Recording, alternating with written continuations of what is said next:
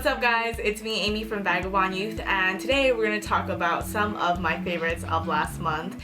But before I get started, I really quickly wanted to tell you guys about something that I changed in my life, or I made a new addition to my life, and that is a P.O. box. I've been getting several emails from a lot of you to open one, but I really didn't want to until I had my closet sale and I realized that there were actually people who watch my videos that were not my mom, and so it's crazy to think that I actually have real people watching my videos. I know that sounds really weird, but yeah, I would love to talk to you guys, so I wish you guys could send me your P.O. boxes and I could just write to you randomly, but it would be more appropriate for me to get one. So I did get one and I thought it would be good for my business. It's about time. I got it in 2 cities over than the one that I live in, just for safety precautions, but I have it written in the description bar, so if you want to send me a letter, I would love to write back and we could be pen pals. Also, because I have a fear that no one's gonna write me, I wanted to say that the first letter that I receive, I'm gonna send a care package their way full of goodies, and yeah, so that hopefully gives you some incentive to write me because I'm really scared that no one will write me. But alright, so let's get into the favorites.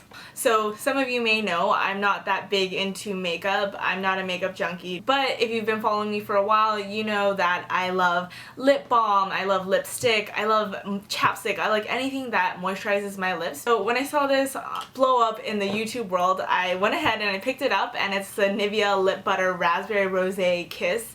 And I'm not gonna lie, this is one of the most moisturizing buttery lip butters I have found, and personally I don't really like the consistency. I only use it for emergencies and when my lips are cracking like crazy. But I have to say, I don't even need to open the tin can. I know exactly what it smells like. It smells ridiculously good. It brings back kind of a wave of nostalgia because it reminds me of the Flintstone push-up pops. I used to eat those things like crazy when I was a kid. And whenever one of my friends comes into my room, they smell this, they're just like, whoa, it smells so good. So that's pretty much it for drugstores. I got this around 3 weeks ago and I kept the packaging because Yves Saint Laurent packaging is just so beautiful, and I always just keep it for a few extra weeks, but I'm probably gonna throw it away after this video. But I've been coveting this lip stain, or it's called a Glossy Stain. It's in number 10. That's all that it really says on the packaging, but it's just this really beautiful kind of rosy red. And I don't know if you've noticed by now, but I like only bold lip colors, so if I'm gonna go red, I'm gonna go all out, and this really does it for me. Now we're gonna go into my random favorites. I didn't have a favorite snack of the month like I usually show you guys, but But I've always loved bubblegum, you know, just growing up as a kid, but I felt like it was such an immature taste. I felt somewhat embarrassed to buy bubblegum at the drugstore. But last month, I really wanted to hone my inner child, I guess, and I picked up this extra long-lasting flavor, Classic Bubble. So I usually buy them in packs of 3, and so this is probably my 3rd package of the 3. So this is my 9th bubblegum, and this is the last one. And I kid you not, if you look at my purse right now, I have tons of these empty little extra bubblegum packages, and this flavor is delicious. Honestly, if I could buy the Hubba Bubba gum tape, I would, but it just runs out of flavor so fast. So I decided to get this, and it actually lasts really long. So I remember last month I was so excited to eat this, like at night when I wanted like a pastry or when I wanted a cupcake. I was just like, oh yeah, I'm gonna eat bubblegum, oh so yummy. So if you don't really have a sweet tooth but you have cravings that you really need to quell, I would definitely recommend getting some Classic bubblegum. One thing that really stood out to me this month was some clothes that I got from a store called Jawbreaking. I'm sure some of you guys know it. She is pretty big on the blogosphere and the Tumblr world. If you guys think I'm cool for having my own store, which I don't even really take care of anymore, you're gonna think Allie from Jawbreaking is absolutely amazing, and she is. Super stoked when I got some shirts that I've been wanting for a long time now. One of my favorites that I got was this black crop top, and it spells SOS in bones, and I just think these are all just ridiculously comfy, laid back. That's exactly why it is so popular. I think her shirts are even on One Direction, and she's just absolutely amazing, and she designs them all herself. Easy cross shirt, and it says Saint, and I believe she has another one that says Sinner, but obviously I'm not really the bad girl type, so I guess I got Saint. It is made from the American Apparel viscose tees. Absolutely love them because they're so slouchy and soft.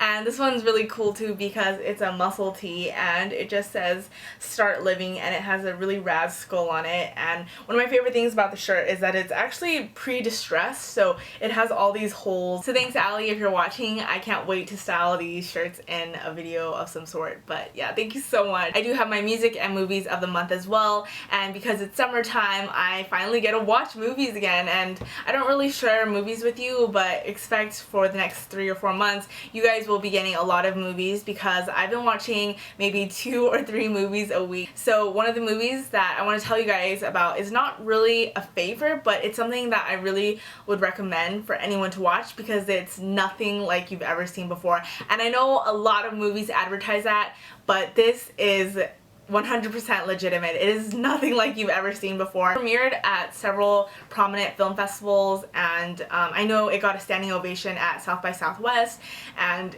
it's really 50-50. People either love it or people really hate it, and I can understand why. The movie that I'm talking about is called Enter the Void, and the director Gaspar Noé, if that's how you say it, describes it as a psychedelic drama, which I think pretty much hits on point. It follows a guy named Oscar who is a drug dealer in Tokyo, and through some complications he basically gets murdered by the police, and it just shows his journey both before, after, and during his death.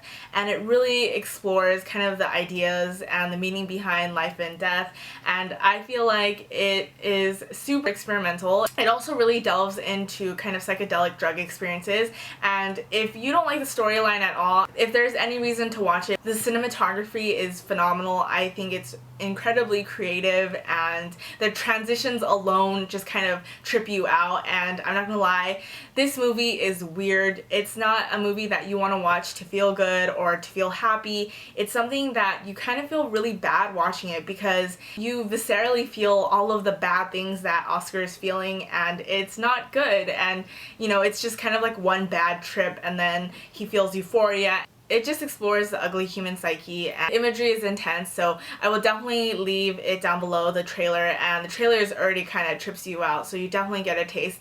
And I am gonna warn you now, if you are 18 years or under, do not watch this film. It is incredibly graphic and it's very grotesque. It's almost, at times it gets a bit pornographic as well because they really show everything, and there's an abortion and you get to see the dead fetus, and it's just very graphic. And if you can't handle it, I definitely wouldn't recommend you sitting through it because it does get a bit repetitive. I remember the top comments on the YouTube trailer before I watched it said, it's just one of those movies where you feel different afterwards, and that's exactly how I felt. I remember watching it at night and I couldn't sleep for the next 2 hours because it just felt heavy, if that makes sense. I don't know how to explain it, but I just felt really heavy afterwards.